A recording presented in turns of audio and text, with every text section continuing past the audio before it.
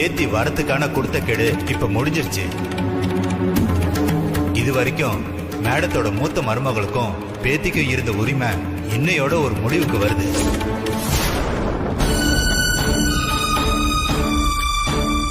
கடவுளே, கஸ்தூரி சந்திராவை கல்யாணம் பண்ணிட்டு கொஞ்ச நாள் கூட சந்தோஷமா வாழல. இப்ப அவளுக்கும் அவ பொண்ணுக்கு சேர வேண்டிய சொத்தையும் அவங்களுக்கு கொடுக்க முடியாத சூழல்ல என்னை கொண்டு வந்து நிறுத்துறியே. இத்தனை வருஷமா என்னைக்காவது ஒரு நாள் என் பேத்தியும் மருமகளும் வருவாங்கன்னு நான் காத்துக்கிட்டு இருந்தேன். அது என் வாழ்நாள் நடக்கவே நடக்காதா?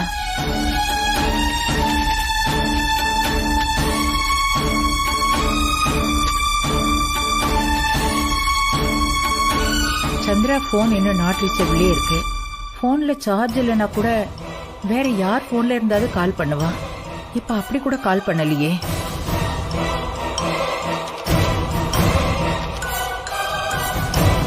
போய் ஒரு நாள் ஆகுது. என்னாச்சு என்னன்னு ஒண்ணும் தெரியாம ஒரே குழப்பமா இருக்கே.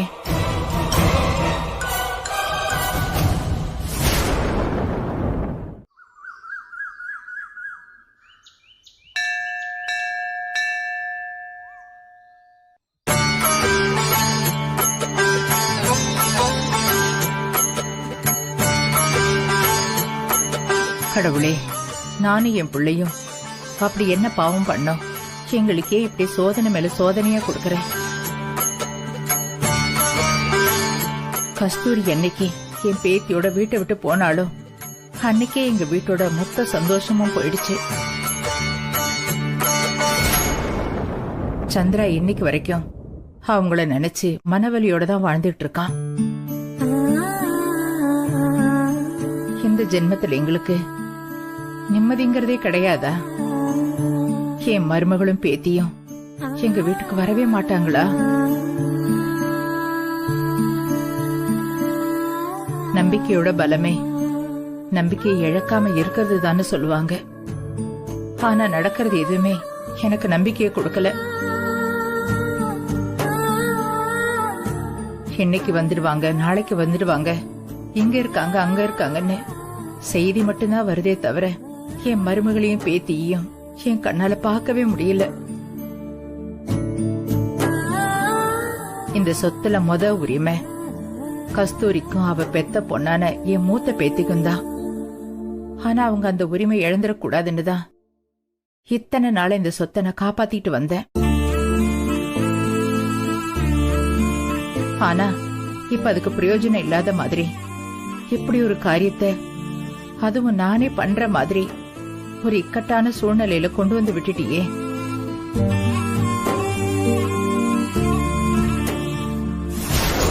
ஏற்கனவே உங்ககிட்ட சொன்னதுதான், இந்த மொத்த சொத்தும் உயில்ல இருக்கிற மாதிரி கை மாறதுக்கான டைம் நாளையோட முடியுது. இதுக்கு மேல காலதாமதம் பண்ணா லீகலா நிறைய ப்ராப்ளம் வரும் மேடம்.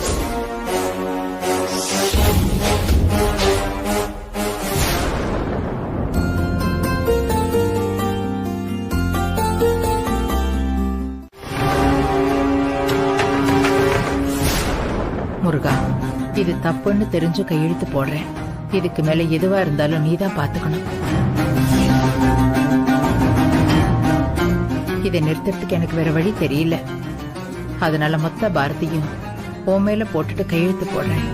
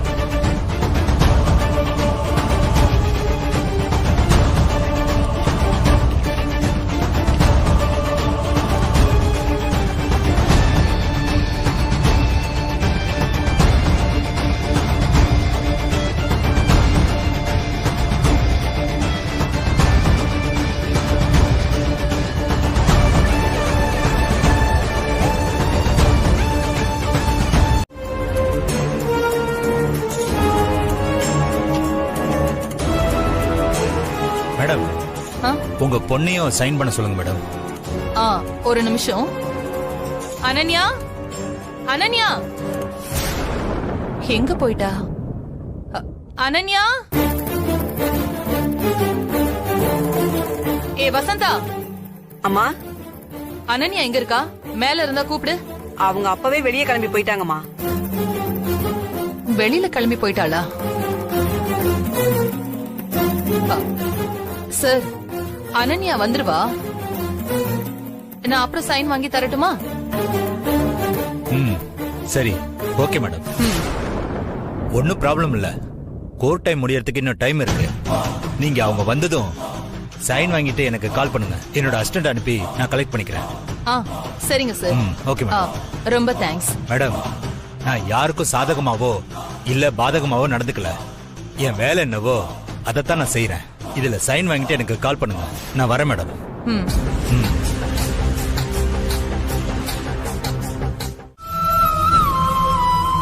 முருகா, நாளைக்கு என் பேத்தி வந்து எனக்கு சேர வேண்டிய சொத்து எங்கன்னு கேட்டா நான் என்ன சொல்லுவேன்? தர்ம சங்கடமான நிலைமைக்கு கொண்டு வந்துட்டியே. இத்தனை வருஷம் நீ எங்களுக்கு கொடுத்த தண்டனை போதும். இனி நான் இருக்க போற கொஞ்ச காலமாவது என் பேத்தி மருமகளோட சேர்ந்து சந்தோஷமா இருக்கிற நாளா இருக்கணும். தயவு செஞ்சு அவங்கள நீதான் எங்க கூட கொண்டு வந்து சேர்க்கணும்.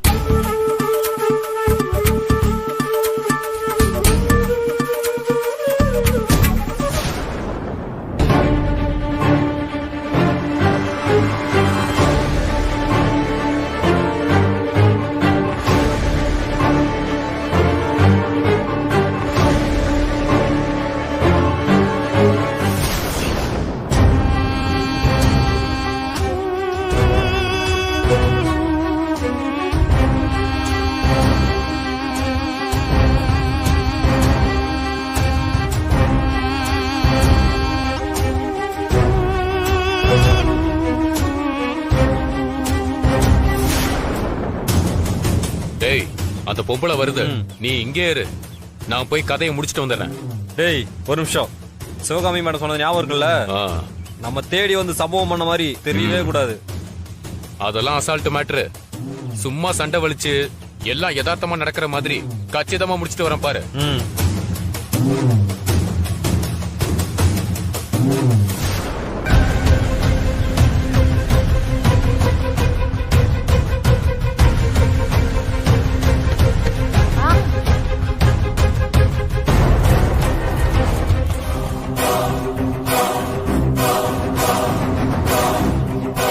ஏன்பா, நேருக்கு நேரம் வர்றது கூட தெரியல, இப்படி வந்து மோதுற? என்னது, நீ பார்க்காம வந்துட்டு என்ன சொல்றியா?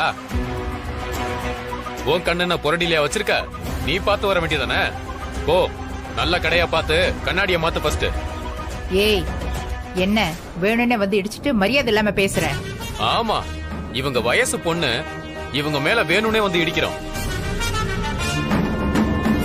ஏய் கிளவி, ராங்கா வந்து இடிச்சது நீதான்.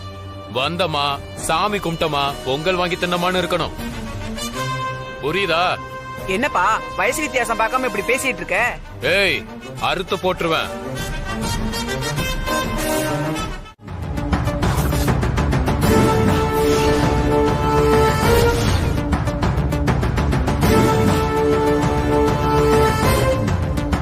ஏய், என்னடி இது? கிழவி பொணமா வரும்னு பார்த்தா இப்படி முழுசா வந்து நிக்குது. ஆமாமா, இப்பதானே நல்லது நடக்க போகுதுன்னு பேசிட்டு இருந்தோம். ஆனா இந்த கிழவி ஒரு சேதாரமும் இல்லாம முழுசா வந்திருக்கே. அப்ப எப்பவும் போல இந்த தடவையும் தாத்தாவோட ஆளுங்க சொதப்பிட்டாங்களா? ஆமாண்டி, அப்படிதான் போல இருக்கு. அவனுங்க மாடு மேய்க்கிறதுக்கு கூட லாய்க்கு இல்லைன்னு சொன்னா உன் தாத்தா எங்க கேக்குறாரு? அவங்களையே எல்லாத்துக்கும் அனுப்ப வேண்டியது, அப்புறம் நல்ல மொக்க வாங்கிட்டு வந்து நிக்க வேண்டியது. வா.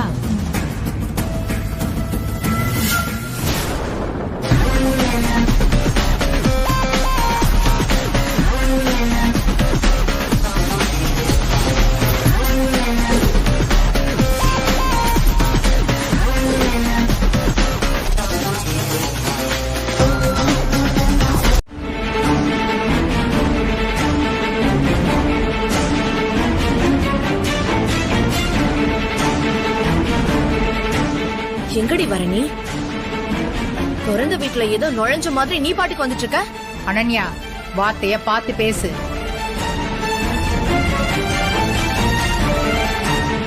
பாட்டி, நீங்க கொஞ்ச நேரம் எதுவும் பேசாம இருங்க.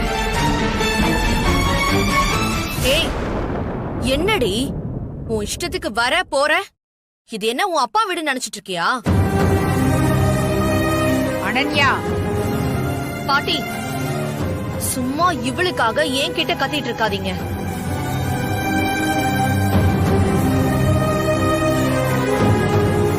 இப்போ இந்த வீட்ல யார் இருக்கணும் இருக்க கூடாதுன்னு முடிவு பண்ற எல்லா ரைட்ஸும் எனக்கு இருக்கு.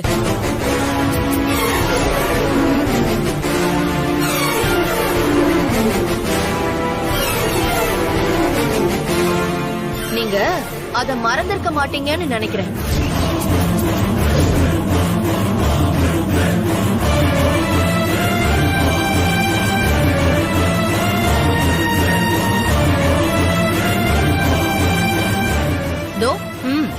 இருக்கே இந்த டாக்குமெண்ட். இதுல என்ன போட்டிருக்குன்னு தெளிவா தெரியும்ல பாட்டி உங்களுக்கு? என்ன டாக்குமெண்ட் இது? இத வச்சு மேடமே மிரட்டுறாங்கன்னா இதுல ஏதோ ஒரு விஷயம் இருக்கு. இத வச்சு இவங்க 2 பேரும் என்ன பிளான் பண்ணிருக்காங்கன்னு தெரியலையே.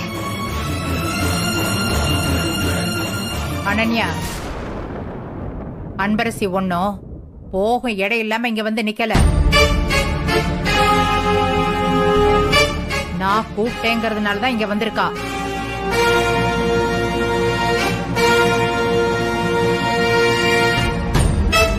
அது மட்டும் இல்ல, இனிமே அவ ஏன் கூட தான் தங்க போறா. பாட்டி, நீங்க ஒரு சொறி நாய வீட்டுக்கு கூட்டிட்டு வாங்க, நான் எதுவும் சொல்ல மாட்டேன். ஆனா தோ நிக்கிறாள்ல,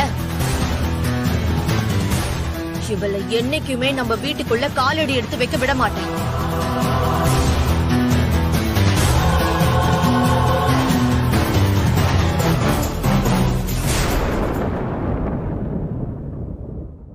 ஏய், உனக்கெல்லாம் வெக்கம் மானம் சூடு சொரணை எதுவுமே கிடையாதா? அவங்கதான் ஒண்ணும் புரியாம கூப்பிடுறாங்கன்னா நீயும் எந்த வெக்கமும் இல்லாம வீட்டுக்குள்ள வந்து நுழைஞ்சிருவியா? அன்னைக்கு அத்தனை பேருக்கு முன்னால மண்டபத்துல அசிங்கப்பட்டு நின்னல்ல, அப்ப கூட உனக்கு ரோஷம் வரல? சொல்லுமா, உனக்கு எதுவும் அடிப்படல? கையில ஏதாவது அடிபட்டிருக்கா? சொல்லுமா.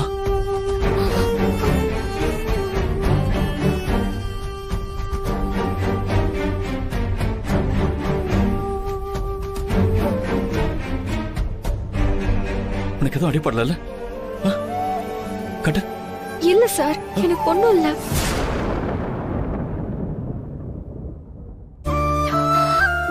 சார், எனக்கு ஒண்ணும் இல்ல சார். எனக்கு அடி எதுவுமே படல சார். என்ன பாருங்க சார். சாரா, நான் உன் அப்பா அம்மா. நான் தான் உன் அப்பான்னு உன்கிட்ட எப்படி சொல்லுவேன் அன்பரசி?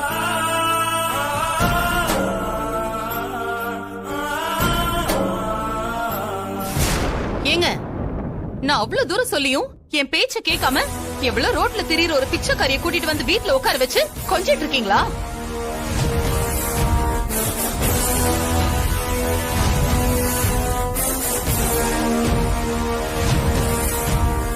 இதெல்லாம் பண்றதுக்கு அசிங்கமா இல்ல? வீட்டை விட்டு துரத்துங்க அவள. துரத்துங்கங்கறல.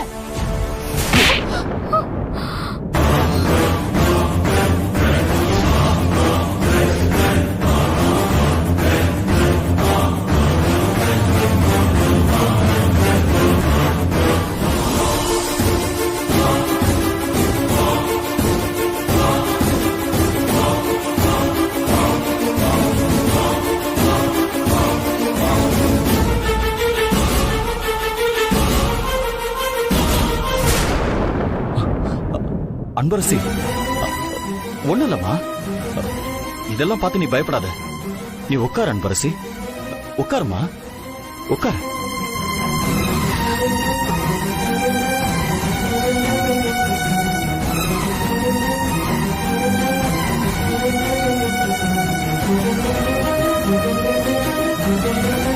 உட்காரு.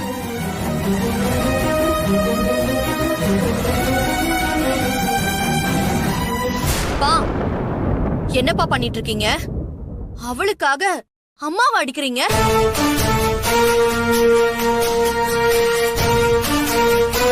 எங்க 2 பேரை விட உங்களுக்கு அவ ரொம்ப முக்கியமா போயிட்டால.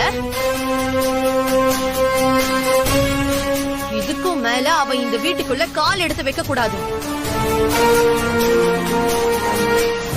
நான் அதுக்கு விடவும் மாட்டேன். நிறுத்து.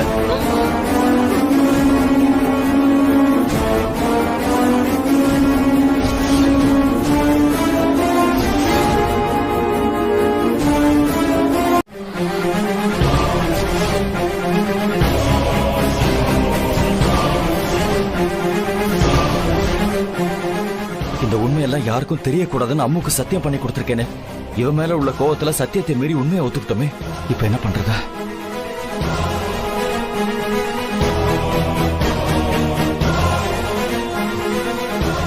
அவ என் பொண்ணு மாதிரி.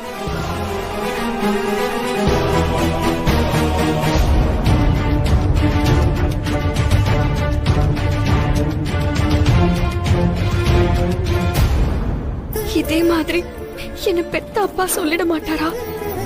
நான் அவரை பார்க்க மாட்டேனா தான் சார் எங்கிட்டு இருக்கேன். நீங்க இப்ப சொன்ன வார்த்தையை கேட்டதுக்கு அப்புறம் எங்க அப்பா எனக்கு கூடி சீக்கிரமே கிடைச்சிருவாருன்னு தோணுது.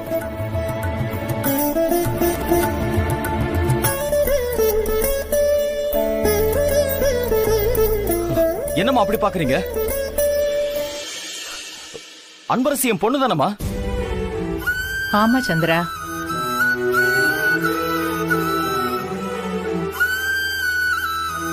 யார் என்ன சொன்னாலும் சரி, அன்பரசி உன் பொண்ணுதான்.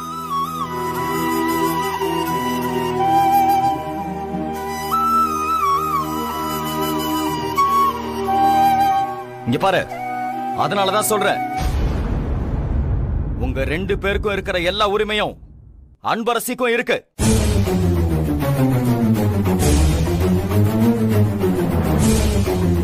அம்மா, இங்க என்னம்மா நடந்துச்சு? ஏன் அன்பரசியை வெளியே பிடிச்சு தள்ளுறாங்க? நீங்களும் ஒன்னும் சொல்லாம இருக்கீங்க. என்ன என்ன பண்ண சொல்ற சந்திரா? நான் சொல்றத இங்க யார் கேக்குறாங்க?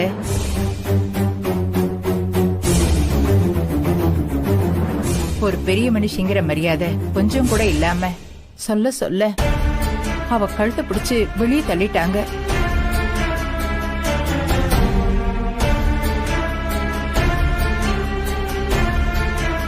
உங்களை மதிக்காம பேசுற அளவுக்கு என்னமா நடந்துச்சு? நேத்து வீட்டுக்கு வக்கீல் வந்திருந்தார் சந்திரா. சொத்தெல்லாம் உயில் படி கை மாறத்துக்கான டைம் வந்துருச்சுன்னு சொன்னாரு. சிவகாமி பேருக்கும் அனன்யா பேருக்கும் சொத்தெல்லாம் உடனே மாத்தணும்னு ஒரு டாக்குமெண்ட்ல சைன் கேட்டாரு. உடனே கோர்ட்ல சப்மிட் பண்ணணும், இல்லன்னா ஏதாவது லீகல் இஷ்யூ ஆயிடும்னு சொன்னாரு. நானும் உங்ககிட்ட இந்த விஷயத்த சொல்றதுக்கு போன் பண்ணேன்பா, ஆனா லைனே கிடைக்கல.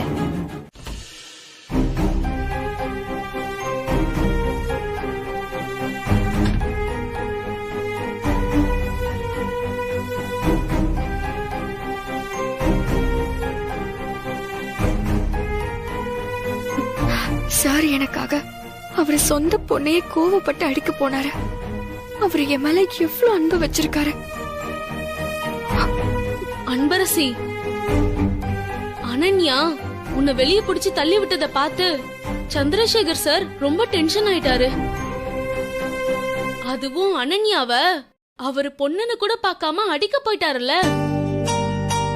அதுதான் இன்னைக்கு ஹைலைட்டே. இதுக்கு மேலையாச்சு அவளுக்கு கொஞ்சமாவது அறிவு வருதான்னு பாப்போம். சரியா? நீ ஒன்னும். ஹே, நீ என்ன பெரிய இவளாடி?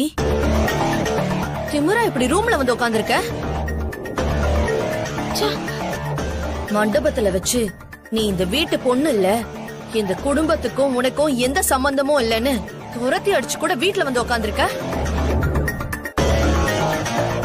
உனக்கெல்லாம் மான ரோஷம்னு எதுவுமே கிடையாதா? அனன்யா, எதுவா இருந்தாலும் சார் கிட்ட போய் பேசிக்கோ. இப்ப எதுக்கு இங்க வந்து கத்திட்டு இருக்க? ஓ, எங்க அப்பாவோட சப்போர்ட் இருக்குங்கிற திமிர்ல பேசிட்டு இருக்கியா? நானும் சரி எங்க அம்மாவும் சரி என்ன தப்பு பண்ணாலும் ஏன் இந்த ஒட்டுமொத்த சொத்தையும் எங்க பேருக்கு கொண்டு வரதுக்கு எந்த லிமிட்டை தாண்டி போனாலும் அது ஒரு பெரிய இஷ்யூவாவே இருக்காது. ஏன்னா அவரு என்னோட அப்பா, அவங்க என்னோட பாட்டி. இந்த சொத்தெல்லாம் அனுபவிக்கிறதுக்கு எல்லா ரைட்ஸும் எனக்கு இருக்கு. ஆனா நீ யாருடி? அப்பா பேரு தெரியாத உனக்கு எங்க அப்பா அப்பா மாதிரியா? கேவலம் உனக்காக எங்க அப்பா என்கிட்ட கோவப்பட்டு அடிக்க வராரு. அந்த அளவுக்கு மாத்தி வச்சிருக்கல. ஏய், இப்ப சொல்றேன் கேட்டுக்கோ. நீ இந்த உலகத்துல இருக்கிற வரைக்கும் நான் நிம்மதியாவே இருக்க முடியாது. என் நிம்மதியை கெடுக்கிற உன்னை உயிரோட விட்டு வச்சிருவேன்னு மட்டும் நினைக்காத. என் முதல் வேலையே இந்த வீட்டை விட்டு உன்னை துரத்துறதா. அதுக்கப்புறம் இருக்குடி உனக்கு. அனன்யா, வாய்க்கு வந்தபடி பேசாத. முதல்ல தயவு செஞ்சு கிளம்பு. தோ வந்துட்டான்ல ஒத்து உதுறதுக்கு. ஏய் சி, அந்த பக்கம் போ. வந்தீங்க, ஏன் இப்படி கீழே உட்கார்ந்துட்டு இருக்கீங்க? என் குட்டிமாவை பாத்துக்கிட்டே இருக்கணும்னு தான்மா வந்தேன்.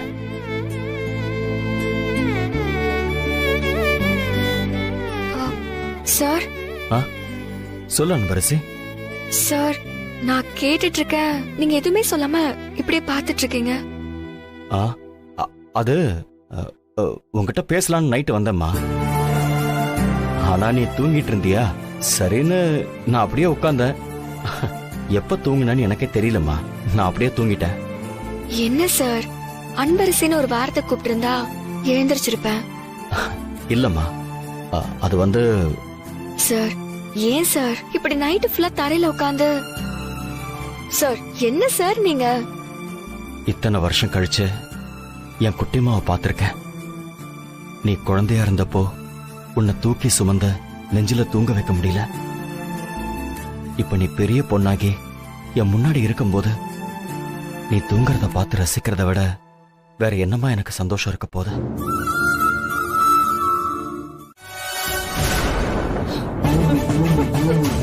இதெல்லாம் நினைக்கும் போது இப்பவே அவரை கொலை பண்ணி சாகடிச்சிடணும் போல இருக்கு.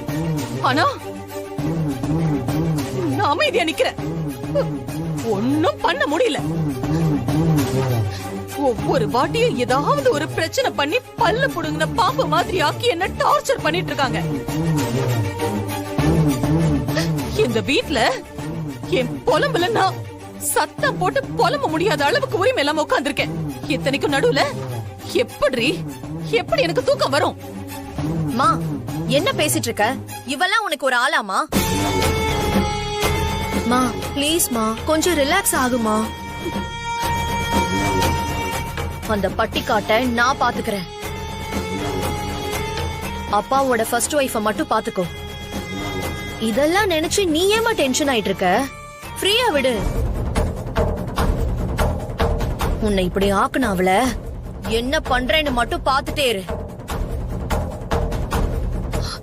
மா, நீ இப்படி இடிஞ்சு போயிருக்கிறத பாக்க எவ்வளவு கஷ்டமா இருக்கு தெரியுமாமா?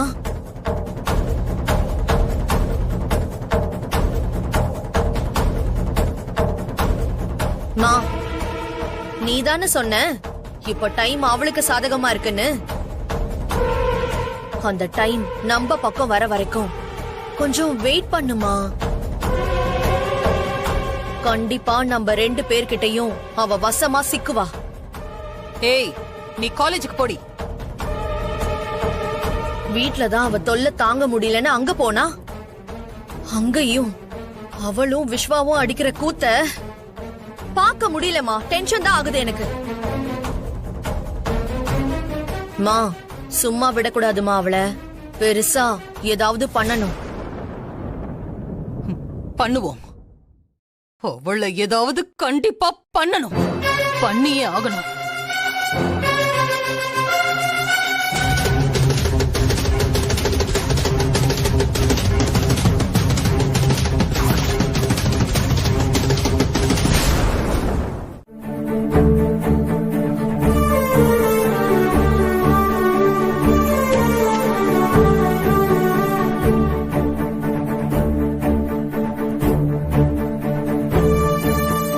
சார், இந்தாங்க காஃபி குடிங்க.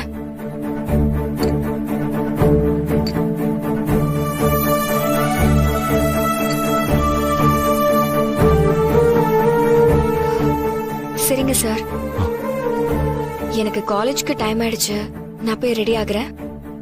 சரிம்மா.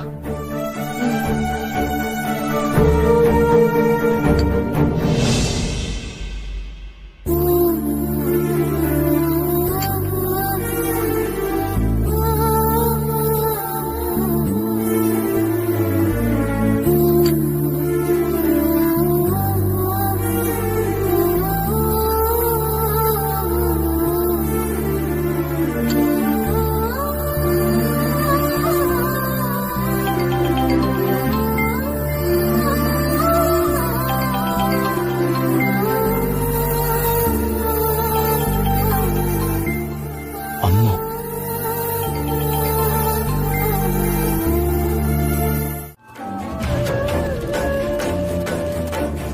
அம்மு, அப்புறம் இன்னொரு விஷயம் தெரியுமா உனக்கு?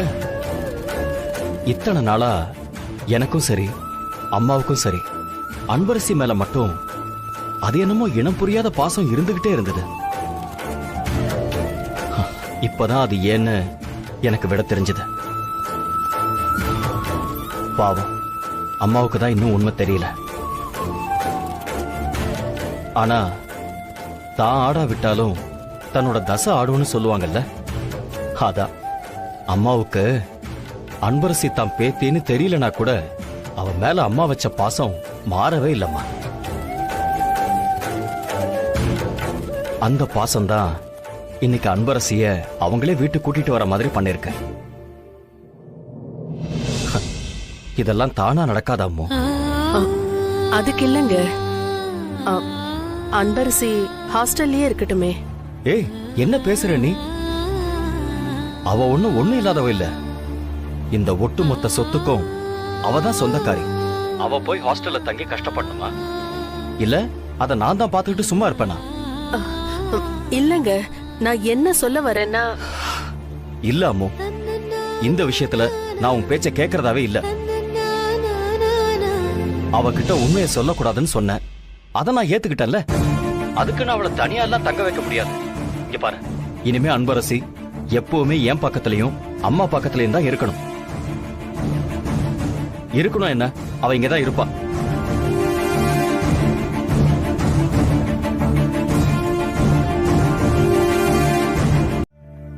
இப்பதான் ஏதோ என் பேத்தியே திரும்ப வந்த மாதிரி மனசுக்குள்ள ரொம்ப சந்தோஷமா இருக்குமா. வசந்தாக்காவும் சொன்னாங்க பாட்டி, நீங்களும் சாரும் சரியா சாப்பிட கூட இல்லன்னு. இந்தாங்க, முதல்ல சாப்பிடுங்க. சரி.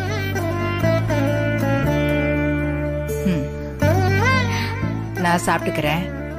உனக்கு காலேஜுக்கு டைம் ஆகுதுல்ல, நீ கிளம்பு. நான் கிளம்புறேன், ஆனா முதல்ல நீங்க சாப்பிடுங்க.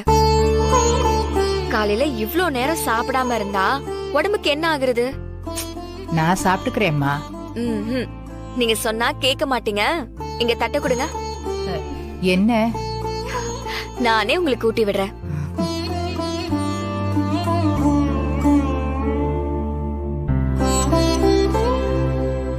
இந்தாங்க பாட்டி, சாப்பிடுங்க.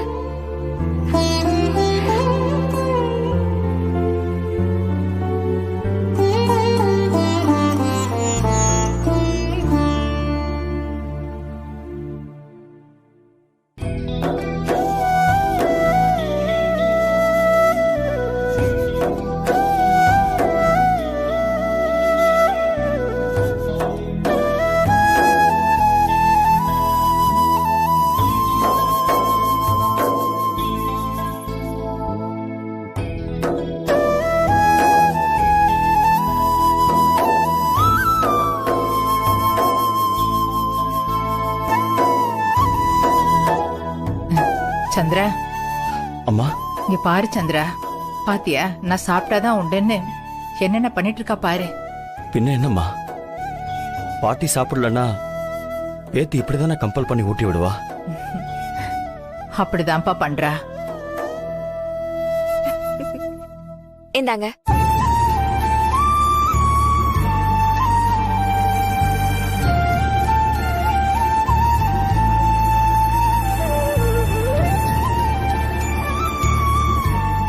இந்தாங்க பாட்டி. உன்ன போய் அத்தனை பேருக்கு மத்தியில இவளுக்கும் எங்களுக்கும் எந்த சம்பந்தமும் இல்லைன்னு நான் சொல்லிட்டேனே.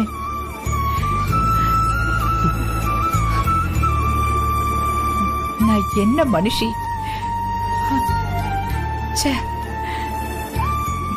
என்ன நினைச்சா எனக்கே அசிங்கமா இருக்குமா.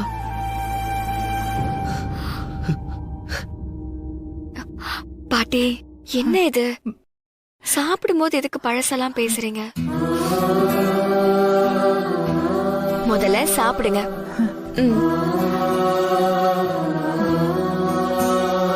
சரி, நான் சாப்பிட்டுக்கிறேன். உனக்கு காலேஜுக்கு டைம் ஆச்சு இல்ல, நீ கிளம்பு. பாட்டி. ஆமா அன்பரசி, உனக்கு காலேஜுக்கு டைம் ஆச்சு, நீ கிளம்பு. சரி, நீ போய் ரெடி ஆகு.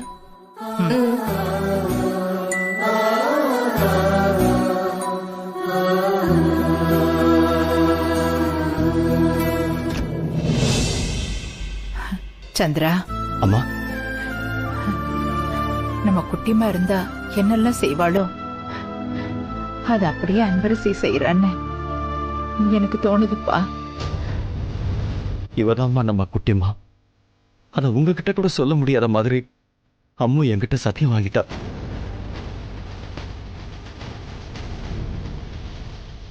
சந்திரா, என்னாச்சு? நீங்க சொல்றது சரிதாம்மா. நம்ம குட்டிமாவே அன்பரசி ரூபத்துல வந்த மாதிரி தாம்மா இருக்க. அப்புறம் சந்திரா, நான் பத்மா கிட்ட பேசி அன்பரசி விஸ்வா கல்யாணத்தை பத்தி பேசினேன். ஆனா பத்மா சரியா பிடி கொடுத்து பேசல. அவங்க மனசுல என்ன இருக்குன்னு தெரியல சந்திரா. அம்மா, இனிமே நமக்கு எல்லாமே நல்லதாவே நடக்கும், நீங்க எதுவும் கவலைப்படாதீங்க. இந்த வீக்கெண்ட்ல நாம 2 பேரும் போய் சேர்ந்தே பேசுவோமா? சரிப்பா.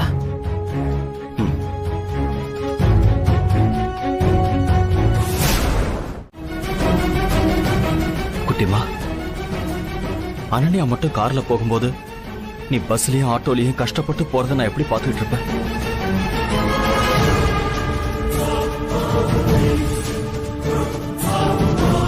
நானும் அந்த வழியே தான் போறேன். போற வழியில தானே காலேஜ் இருக்கு. அப்படியே உங்க 2 பேரையும் இறக்கி விட்டுட்டு போயிடுறேன்.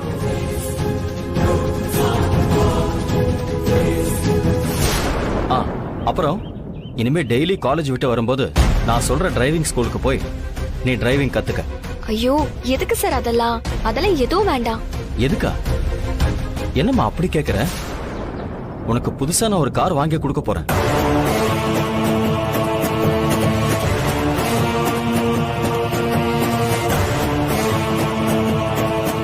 அதுக்காக தான் நான் உன்னை டிரைவிங் கத்துக்க சொன்னேன்.